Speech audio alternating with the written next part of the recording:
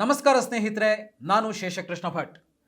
ಷೇರು ಮಾರುಕಟ್ಟೆ ಅಂತ ಹೇಳಿದಾಗ ಒಂದಷ್ಟು ವಿಚಾರಗಳನ್ನು ಪ್ರತಿಯೊಬ್ಬರು ಕೂಡ ಅಂದರೆ ಮಾರ್ಕೆಟಲ್ಲಿ ಇನ್ವೆಸ್ಟ್ ಮಾಡುವಂಥವರು ತಿಳಿದುಕೊಂಡಿರಲೇಬೇಕು. ಈಗಾಗಲೇ ತುಂಬ ಜನಕ್ಕೆ ಇನ್ವೆಸ್ಟ್ ಮಾಡುವಂಥವ್ರಿಗೆ ಖಂಡಿತವಾಗ್ಲೂ ಗೊತ್ತಿರುತ್ತೆ, ಅಥವಾ ಇನ್ವೆಸ್ಟ್ ಮಾಡಬೇಕು ಅಂತ ಹೊರಟಿರುವವರು ಕೂಡ ಒಂದಷ್ಟು ಸರ್ಚ್ ಮಾಡಿರ್ತಾರೆ.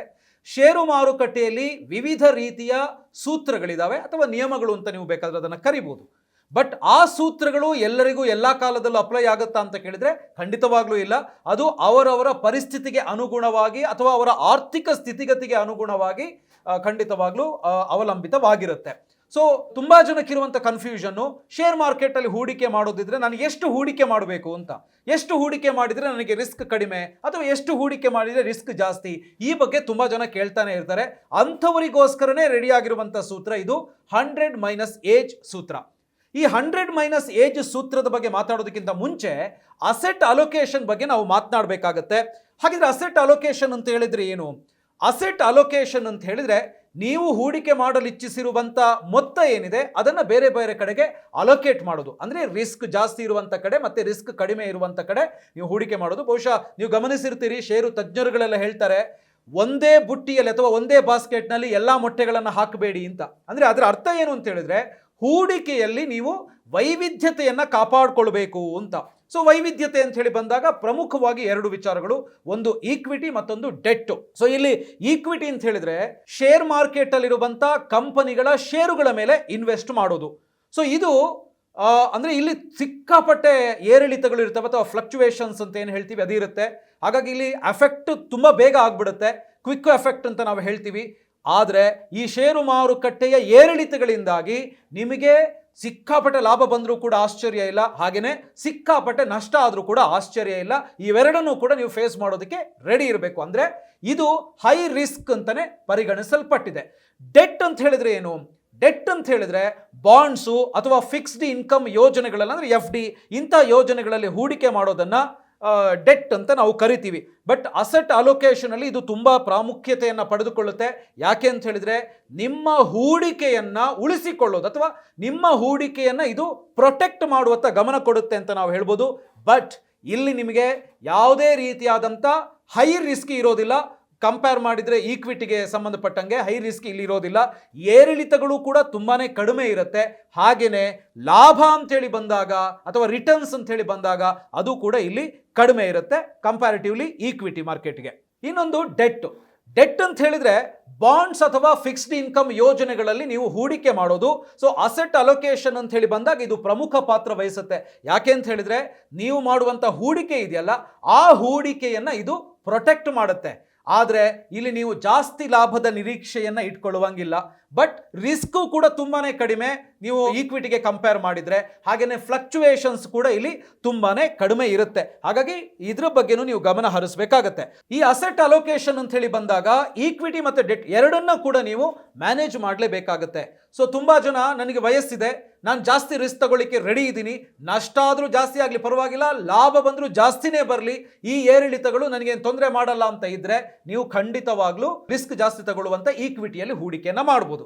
ಇಲ್ಲಪ್ಪ ನನಗೆ ಯಾವುದೇ ರಿಸ್ಕ್ ಬೇಡ, ನಾನು ಈ ಏರಿಳಿತಗಳನ್ನು ತಡ್ಕೊಳ್ಳೋದಕ್ಕಾಗಲ್ಲ, ನಷ್ಟ ಆದರೂ ಸರಿ ಲಾಭ ಆದರೂ ಸರಿ ಕಡಿಮೆನೇ ಬರಲಿ ಪರವಾಗಿಲ್ಲ, ರಿಟರ್ನ್ಸ್ ಅಷ್ಟೇ ಬಂದರೆ ಸಾಕು ಅಂತೇಳಿ ನೀವು ಯೋಚನೆ ಮಾಡ್ತೀರಿ ಅಂತ ಹೇಳಿದ್ರೆ ನೀವು ಡೆಟ್ ಅಥವಾ ಫಿಕ್ಸ್ಡ್ ಇನ್ಕಮ್ ಯೋಜನೆಗಳಲ್ಲಿ ನೀವು ಇನ್ವೆಸ್ಟನ್ನು ಮಾಡ್ಬೋದು. ಬಟ್ ತುಂಬ ಜನಕ್ಕಿರುವಂಥ ಕನ್ಫ್ಯೂಷನ್ ಏನಪ್ಪ ಅಂತ ಹೇಳಿದ್ರೆ ನಮಗಿರುವಂಥ ವಯಸ್ಸಿಗೆ ಅಥವಾ ನಮ್ಮ ವಯಸ್ಸಿಗೆ ನಾವು ಯಾವುದರಲ್ಲಿ ಜಾಸ್ತಿ ಹಾಕಬೇಕು, ಯಾವುದರಲ್ಲಿ ಕಡಿಮೆ ಹಾಕಬೇಕು, ಇದು ತುಂಬ ಕನ್ಫ್ಯೂಷನ್ ಇದೆ.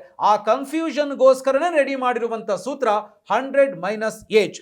ನೋಡಿ, ಷೇರು ಮಾರುಕಟ್ಟೆಯಲ್ಲಿ ಹಣ ಹೂಡಿಕೆ ಮಾಡೋದಕ್ಕೂ ನಿಮ್ಮ ವಯಸ್ಸಿಗೂ ಸಂಬಂಧ ಇದೆಯಾ ಅಂತ ಕೇಳಿದರೆ ಖಂಡಿತವಾಗ್ಲೂ ಈ ಸೂತ್ರದ ಪ್ರಕಾರ ಖಂಡಿತವಾಗ್ಲೂ ಇದೆ. ಮಾರ್ಕೆಟ್ನಲ್ಲಿ ಎಷ್ಟು ಹಣ ಹೂಡಿಕೆ ಮಾಡಬೇಕು ಅನ್ನೋ ಪ್ರಶ್ನೆಗೆ ಉತ್ತರ ಕಂಡುಕೊಳ್ಳೋದಕ್ಕೇನೆ ಹೂಡಿಕೆ ವಲಯದಲ್ಲಿ ಇರುವಂಥ ಸೂತ್ರ ಇದು 100 - ಏಜ್. ಏನಿದು 100 - ಏಜು? ನಿಮ್ಮ ವಯಸ್ಸನ್ನು 100ರಿಂದ ಕಳೆದಾಗ ಎಷ್ಟು ಬರುತ್ತೋ ಅಷ್ಟು ಹಣವನ್ನು ನೀವು ಮಾರುಕಟ್ಟೆಯಲ್ಲಿ ತೊಡಗಿಸಬೇಕು ಅಂತ ಇದು ಹೇಳುತ್ತೆ, ಈ ಸೂತ್ರ ಹೇಳುತ್ತೆ. ಸೊ ನಿಜಕ್ಕೂ ಈ ಮಾನದಂಡ ಸರಿನಾ? ವಯಸ್ಸನ್ನೇ ಆಧಾರವಾಗಿ ಇಟ್ಕೊಂಡು ಷೇರು ಹೂಡಿಕೆ ಪ್ರಮಾಣವನ್ನು ನಿರ್ಧರಿಸೋದು ಸರಿಯಾಗುತ್ತಾ ಅಂತ ಹೇಳುವಂಥ ಪ್ರಶ್ನೆ ಇಲ್ಲಿ ಖಂಡಿತವಾಗ್ಲೂ ಇದ್ದೇ ಇದೆ. ಸೊ ಮೊದಲು 100 - ಏಜ್ ಅಂತ ಹೇಳಿದ್ರೆ ಏನು ಅಂತ ಹೇಳೋದನ್ನ ಉದಾಹರಣೆ ಸಮೇತ ನಿಮಗೆ ಹೇಳ್ತೀನಿ ಕೇಳಿ. ಈಗ ಫಾರ್ ಎಕ್ಸಾಂಪಲ್ ನಿಮ್ಮ ವಯಸ್ಸು 25 ಅಂತ ಇಟ್ಕೊಳ್ಳೋಣ. ಸೊ ಈ 100 - ಏಜ್ ಸೂತ್ರದ ಪ್ರಕಾರ 100ರಿಂದ 25 ಕಳೆದಾಗ 75 ಉಳಿದುಕೊಳ್ಳುತ್ತೆ. ಅಂದ್ರೆ ನೀವು 100 ರೂಪಾಯಿಯನ್ನ ಇನ್ವೆಸ್ಟ್ ಮಾಡಬೇಕು ಅಂತ ಏನಾದರೂ ಅನ್ಕೊಂಡಿದ್ರೆ, ನೀವು 25 ವಯಸ್ಸಿನವರಾಗಿದ್ರೆ 75 ರೂಪಾಯಿಯನ್ನ ನೀವು ಈಕ್ವಿಟಿಯಲ್ಲಿ ಹೈ ರಿಸ್ಕ್ ನಲ್ಲಿ ನೀವು ಇನ್ವೆಸ್ಟ್ ಮಾಡಬಹುದು. ಉಳಿದಂತ 25 ರೂಪಾಯಿ ಏನಿದೆ ಅದನ್ನ ಈ FDನೋ ಅಥವಾ ಫಿಕ್ಸ್ಡ್ ಇನ್ಕಮ್ ಯೋಜನೆಗಳೇನಿದೆ ಅಥವಾ ಬಾಂಡ್ಸೋ ಅದರ ಮೇಲೆ ನೀವು ಹೂಡಿಕೆಯನ್ನ ಮಾಡಬಹುದು. ಫಾರ್ ಎಕ್ಸಾಂಪಲ್, ನಿಮ್ಮ ವಯಸ್ಸು 50 ಅಂತ ಇದ್ರೆ ನೀವು 50ರಷ್ಟು ಮಾತ್ರ, ಅಂದ್ರೆ 100 ರೂಪಾಯಿ ಹೂಡಿಕೆ ಮಾಡ್ತೀರಿ ಅಂತಾದ್ರೆ 50 ರೂಪಾಯಿ ಮಾತ್ರ ನೀವು ರಿಸ್ಕ್ ಫ್ಯಾಕ್ಟರ್ನಲ್ಲಿ ಅಥವಾ ಈಕ್ವಿಟಿಯಲ್ಲಿ ತೊಡಗಿಸಿಕೊಳ್ಳೋದಕ್ಕೆ ಸಾಧ್ಯ. ಉಳಿದಂತ 50ನ್ನ ನೀವು ಈ ತರ ಈಗಾಗಲೇ ನಾನು ಹೇಳಿದ್ನಲ್ಲ ಲೋ ರಿಸ್ಕ್ ಯೋಜನೆಗಳಲ್ಲಿ ನೀವು ಹೂಡಿಕೆಯನ್ನ ಮಾಡಬೇಕು ಅಂತೇಳಿ ಈ ಸೂತ್ರ ಹೇಳುತ್ತೆ. ಆದ್ರೆ ಇದನ್ನ ಯಥಾವತ್ತಾಗಿ ಪಾಲಿಸಬೇಕು ಅಂತ ಏನಿಲ್ಲ. ಹೂಡಿಕೆದಾರನ ಆರ್ಥಿಕ ಹಿನ್ನೆಲೆ ಮತ್ತೆ ಆತನ ಹೂಡಿಕೆ ಉದ್ದೇಶ ಅಥವಾ ಆತನಿಗೆ ಇರುವಂತಹ ಸಮಯಾವಕಾಶವನ್ನ ಸೇರಿ ಹಲವು ಅಂಶಗಳನ್ನು ಒಳಗೊಂಡಂತೆ ಇದನ್ನ ನೀವು ತೀರ್ಮಾನವನ್ನ ಮಾಡಬೇಕಾಗತ್ತೆ. ನೋಡಿ, 100 ಮೈನಸ್ ಏಜ್ ಸೂತ್ರದ ಪ್ರಕಾರ ನಾವು ನೋಡ್ತಾ ಹೋಗೋಣ. 30 ವರ್ಷದ ವಯಸ್ಸಿನ ಇಬ್ರು ಸ್ನೇಹಿತರಿರ್ತಾರೆ. ಸೊ ಅವರಿಬ್ರು ಕೂಡ ಪರಸ್ಪರ ಸ್ನೇಹಿತರು. ಬಟ್ ಅವರಲ್ಲಿ ಒಬ್ರು ವಾಣಿಜ್ಯೋದ್ಯಮಿ, ಅದೇ ತರ ಅವರ ವೈಫು ಕೂಡ ಒಂದೊಳ್ಳೆ ಕೆಲಸದಲ್ಲಿದ್ದಾರೆ. ಅಷ್ಟೇ ಅಲ್ಲದೆ ಅವರಿಬ್ಬರ ಮಕ್ಕಳು ಇಂಟರ್ನ್ಯಾಷನಲ್ ಸ್ಕೂಲ್ನಲ್ಲಿ ಕಲಿತಾ ಇರ್ತಾರೆ. ಅವರ ತಂದೆ ತಾಯಿಗೆ ಪೆನ್ಷನ್ ಕೂಡ ಬರ್ತಾ ಇರುತ್ತೆ. ಅದರಲ್ಲಿ ಇನ್ನೊಬ್ರು ಅವರು ಉದ್ಯೋಗದಲ್ಲಿದ್ದಾರೆ, ಖಾಸಗಿ ಉದ್ಯೋಗದಲ್ಲಿದ್ದಾರೆ. ಬಟ್ ಅವರ ವೈಫು ಹೌಸ್ ವೈಫ್ ಅಥವಾ ಗೃಹಿಣಿ, ಅವರ ಮಕ್ಕಳು ಪ್ರೈವೇಟ್ ಸ್ಕೂಲ್ನಲ್ಲಿ ಓದ್ತಾ ಇದ್ದಾರೆ. ಅವರ ತಂದೆ ತಾಯಿ ಈ ಮಗನ ಸ್ಯಾಲರಿಯನ್ನೇ ಅವಲಂಬಿತರಾಗಿರ್ತಾರೆ. ಸೊ ಹೀಗಿರಬೇಕಿದ್ರೆ ನೋಡಿ, ಅವರ ಇಬ್ಬರ ಪರಿಸ್ಥಿತಿ ಕೂಡ ಭಿನ್ನ ಭಿನ್ನ. ಸೊ ಇಂತಹ ಸಂದರ್ಭದಲ್ಲಿ 100 ಮೈನಸ್ ಏಜ್ ಸೂತ್ರ ಏನಿದೆ ಅದನ್ನು ಹೇಗೆ ಅಪ್ಲೈ ಮಾಡೋದು?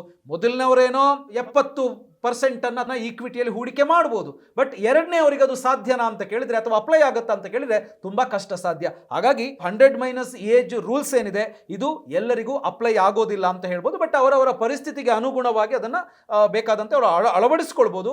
ಅದರ ಜೊತೆಗೆ ಕಡಿಮೆ ವಯಸ್ಸಿನಲ್ಲಿದ್ದಾರೆ ಅಂತ ಆದಾಗ ಬಹುತೇಕರು ಇದನ್ನ ಪಾಲನೆ ಮಾಡೋದನ್ನ ನಾವು ಪಾಲಿಸ್ತಾ ಇರೋದನ್ನ ನಾವು ನೋಡಿದೀವಿ. ಆ ಕಾರಣಕ್ಕೋಸ್ಕರನೇ ಈ ಇಬ್ಬರು ಸ್ನೇಹಿತರ ಪರಿಸ್ಥಿತಿಯನ್ನು ನಾವು ಅವಲೋಕನ ಮಾಡಿದಾಗ ಈ ತರದ್ದು ತುಂಬಾ ಎಕ್ಸಾಂಪಲ್ಸ್ ನಿಮಗೆ ಸಿಗ್ತವೆ. ಹಾಗಾಗಿ 100 ಮೈನಸ್ ಏಜ್ ಸೂತ್ರ ಏನಿದೆ ಇದು ಎಲ್ಲರಿಗೂ ಅಪ್ಲೈ ಆಗಲ್ಲ ಅಂತಾನೆ ಹೇಳಬೇಕಾಗತ್ತೆ. ಬಟ್ ಎಲ್ರಿಗೂ ಅಪ್ಲೈ ಆಗುವಂತ ಫ್ಯಾಕ್ಟರ್ ಏನು ಅಂತ ನೀವು ಕೇಳ್ಬೋದು. ಅದು ಏನು ಅಂತ ಹೇಳಿದ್ರೆ ಗುರಿ ಆಧಾರಿತ ಹೂಡಿಕೆ.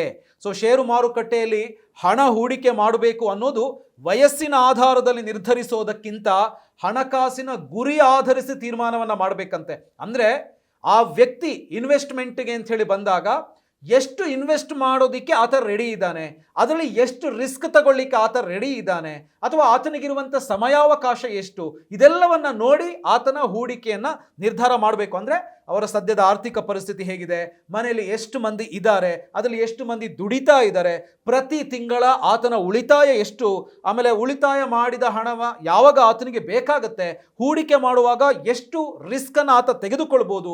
ಹೀಗೆ ಹಲವು ಅಂಶಗಳನ್ನ ಗಮನಕ್ಕೆ ತೆಗೆದುಕೊಂಡು ಗುರಿ ಆಧಾರಿತವಾಗಿ ನೀವು ಹೂಡಿಕೆಯನ್ನ ಮಾಡಬೇಕಾಗತ್ತೆ ಅಂತ. ಸೊ ಷೇರು ಮಾರುಕಟ್ಟೆಯಲ್ಲಿ ನಾನು ಆಗ್ಲೇ ಹೇಳಿದಂಗೆ ಈ ಥರ ಬೇರೆ ಬೇರೆ ರೀತಿಯಾದಂಥ ಸೂತ್ರಗಳೇನೋ ಇದ್ದಾವೆ.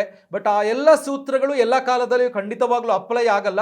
ಬಟ್ ನಿಮಗೆ ಯಾವುದು ಆಗಬಹುದು, ನಾನು ಇದನ್ನು ಮಾಡಬಹುದು ಅಂತ ಹೇಳಿದರೆ ಮಾತ್ರ ನೀವು ಸಾಹಸಕ್ಕೆ ಕೈ ಹಾಕಬೇಕಾಗತ್ತೆ. ಬಟ್ ಇಲ್ಲಿ ಈ 100 ಮೈನಸ್ ಏಜ್ ಸೂತ್ರ ಏನಿದೆ, ಯಂಗ್ ಆಗಿರುವಂಥವ್ರಿಗೆ, ಅಂದರೆ ವಯಸ್ಸಲ್ಲಿ ತುಂಬ ವಯಸ್ಸು ಕಡಿಮೆ ಇರುವಂಥವ್ರಿಗೆ, ಈಗ ನಾವೇನು ಷೇರು ಮಾರುಕಟ್ಟೆಯಲ್ಲಿ ಬಿಗಿನರ್ಸ್ ಅಂತ ಇರುವಂಥವ್ರಿಗೆ, ಅಥವಾ ಅವರಿಗೆ ಒಳ್ಳೆ ಆದಾಯ ಇದೆ ಬಟ್ ಅವರಿಗೆ ಬೇರೆ ಯಾವುದೇ ರೀತಿಯಾದಂಥ ಕಮಿಟ್ಮೆಂಟ್ ಇಲ್ಲ ಅಂತ ಹೇಳಿ ಬಂದಾಗ ನೀವು ಖಂಡಿತವಾಗ್ಲೂ ಇದನ್ನು ಫಾಲೋ ಮಾಡ್ಬೋದು. ಹಾಗಾಗಿ ಶೇರ್ ಮಾರುಕಟ್ಟೆಯಲ್ಲಿ ಇನ್ವೆಸ್ಟ್ಮೆಂಟ್ ಅಂತ ಹೇಳಿ ಬಂದಾಗ ನಾನು ಆಗ್ಲೇ ಹೇಳಿದಂಗೆ ವಿಧ ವಿಧವಾದಂಥ ಸೂತ್ರಗಳೇನೋ ಇದಾವೆ. ಬಟ್ ಅದು ಎಲ್ರಿಗೂ ಎಲ್ಲ ಕಾಲದಲ್ಲಿ ಅಪ್ಲೈ ಆಗುತ್ತಾ ಅಂತ ಹೇಳಿದ್ರೆ ಖಂಡಿತವಾಗ್ಲೂ ಇಲ್ಲ. ಬಟ್ ನೀವು ಯಾವುದೇ ಕಾರಣಕ್ಕೆ ಇನ್ವೆಸ್ಟ್ ಮಾಡಬೇಕು ಅಂತೇಳಿ ಹೊರಟಾಗ ನಿಮ್ಮದೇ ರಿಸ್ಕ್ ಅಲ್ಲಿ ಇನ್ವೆಸ್ಟ್ ಮಾಡೋದಕ್ಕೆ ಹೋಗಬೇಡಿ. ಒಂದಷ್ಟು ತಜ್ಞರುಗಳ ಸಲಹೆಯನ್ನ ಪಡೀರಿ, ಅದರಲ್ಲಿ ಏನು ತಪ್ಪಿಲ್ಲ. ಬಟ್ ನಿರ್ಧಾರ ತಗೊಳ್ಳುವಾಗ ಮಾತ್ರ ಆ ನಿರ್ಧಾರ ನಿಮ್ಮದೇ ಆಗಿರಲಿ. ನಿಮಗೆ ಈ ಶೇರ್ ಮಾರ್ಕೆಟು, ಮ್ಯೂಚುವಲ್ ಫಂಡು, ಯಾವುದರಲ್ಲಿ ಜಾಸ್ತಿ ರಿಸ್ಕು, ಯಾವುದರಲ್ಲಿ ರಿಸ್ಕ್ ಕಡಿಮೆ, ಅಥವಾ ಲಾಂಗ್ ಟರ್ಮಲ್ಲಿ ಯಾವುದು ಲಾಭ ಕೊಡ್ಬೋದು, ಶಾರ್ಟ್ ಟರ್ಮಲ್ಲಿ ಲಾಭ ಮಾಡಬೇಕು ಅಂತ ಹೇಳಿದ್ರೆ ಹೇಗೆ ಮಾಡ್ಬೋದು, ಇದೆಲ್ಲವೂ ಕೂಡ ನಿಮಗೆ ತಿಳಿದುಕೊಳ್ಬೇಕು ಅಂತ ಇದ್ರೆ ನೀವು IndianMoney.comನ ಫ್ರೀಡಮ್ ಆ್ಯಪನ್ನು ಡೌನ್ಲೋಡ್ ಮಾಡಿಕೊಳ್ಳೇಬೇಕು. ಇದರಲ್ಲಿ ಪರ್ಸನಲ್ ಫಿನಾನ್ಸ್ಗೆ ಸಂಬಂಧಪಟ್ಟಂತೆ ನೀವು ಗಳಿಸುವಂಥ ಹಣವನ್ನು ಹೇಗೆ ಉಳಿಸ್ಬೋದು, ಹೇಗೆ ಜಾಸ್ತಿಗೊಳಿಸ್ಬೋದು ಅಂತ ಹೇಳೋದ್ರ ಬಗ್ಗೆ, ಆಮೇಲೆ ಎಲ್ಲೆಲ್ಲಿ ಹೂಡಿಕೆಯನ್ನು ಮಾಡ್ಬೋದು, ಯಾವ ಯಾವ ಥರದ ಹೂಡಿಕೆಗಳ ವಿಧಗಳು ಇದ್ದಾವೆ, ಆ ವೈವಿಧ್ಯತೆಯನ್ನು ನೀವು ಹೇಗೆ ಕಾಪಾಡ್ಬೋದು, ಲಾಂಗ್ ಟರ್ಮಲ್ಲಿ ಹೇಗೆ ಲಾಭ ಗಳಿಸ್ಬೋದು, ಇದೆಲ್ಲದರ ಬಗ್ಗೆ ತಜ್ಞರೇ ನಿಮಗೆ ಹೇಳಿಕೊಡ್ತಾರೆ. ಫ್ರೀಡಮ್ ಆ್ಯಪನ್ನು ನೀವು ಡೌನ್ಲೋಡ್ ಮಾಡಬೇಕು, ಅದರಲ್ಲಿ ಕೋರ್ಸ್ಗಳಿದ್ದಾವೆ. ಇದಿಷ್ಟೇ ಅಲ್ಲ, ಕೃಷಿಗೆ ಸಂಬಂಧಪಟ್ಟಂತೆ ಕೃಷಿ ಮಾಡಿ ಸಕ್ಸಸ್ ಆದಂಥವರು ಕೃಷಿ ವಿಚಾರಗಳಿಗೆ ಸಂಬಂಧಪಟ್ಟಂತೆ ನಿಮ್ಮನ್ನ ಗೈಡ್ ಮಾಡ್ತಾರೆ. ಆ ಥರದ ಕೋರ್ಸ್ಗಳನ್ನು ಕೃಷಿ ವಿಚಾರದಲ್ಲೂ ಕೂಡ ಡಿಸೈನ್ ಮಾಡಿದ್ದೀವಿ. ಅಷ್ಟೇ ಅಲ್ಲ, ಬಿಸ್ನೆಸ್ ಅಂತ ಹೇಳಿ ಬಂದರೆ ನೀವೇನಾದರೂ ಬಿಸ್ನೆಸ್ ಮಾಡ್ತೀವಿ ಅಂತ ಹೊರಟ್ರೆ ಕಡಿಮೆ ಬಂಡವಾಳದಲ್ಲಿ ಜಾಸ್ತಿ ಲಾಭ ಗಳಿಸುವಂಥ, ಮನೆಯಲ್ಲೇ ಕೂತು ಮಾಡಬಹುದಾದಂಥ ಬಿಸ್ನೆಸ್ಗಳು, ಇನ್ನು ದೊಡ್ಡ ದೊಡ್ಡ ಸಾಧಕರು ಬಿಸ್ನೆಸ್ ಮಾಡಿ ಗೆದ್ದಂಥವ್ರು, ಸಕ್ಸಸ್ ಆದಂಥವರೇ ನಿಮಗೆ ಅದರಲ್ಲಿ ಹೇಳ್ಕೊಡ್ತಾರೆ. ಸೊ ಫ್ರೀಡಮ್ ಆ್ಯಪ್ನಲ್ಲಿ ಸುಮಾರು 650ಕ್ಕೂ ಹೆಚ್ಚು ಕೋರ್ಸ್ಗಳು ಡಿಸೈನ್ ಮಾಡಿದ್ದೀವಿ. ಅದನ್ನು ನೋಡಿದರೆ ಖಂಡಿತವಾಗ್ಲೂ ನಿಮಗೆ ಅದರಿಂದ ಲಾಭ ಆಗೋದ್ರಲ್ಲಿ ಯಾವುದೇ ರೀತಿಯಾದಂಥ ಡೌಟ್ ಇಲ್ಲ. ನೀವು ಅದರಲ್ಲಿ ಕಲಿತುಕೊಳ್ಳುವಂಥದ್ದು ಬಹಳಷ್ಟಿದೆ. ಹಾಗಿದ್ರೆ ಮತ್ಯಾಕ್ ತಡ? ಜೀವನದಲ್ಲಿ ಏನಾದರೂ ಸಾಧಿಸಬೇಕು ಅಂತಾದರೆ ಜ್ಞಾನಕ್ಕೋಸ್ಕರ ನೀವು ಅಥವಾ ನಾಲೆಜ್ಗೋಸ್ಕರ ನೀವು ಖರ್ಚು ಮಾಡಲೇಬೇಕು. ಫ್ರೀಡಮ್ ಆ್ಯಪನ್ನು ಡೌನ್ಲೋಡ್ ಮಾಡಿ ಶ್ರೀಮಂತಿಕೆಯ ಹಾದಿಯಲ್ಲಿ ಸಾಗಿ. All the best.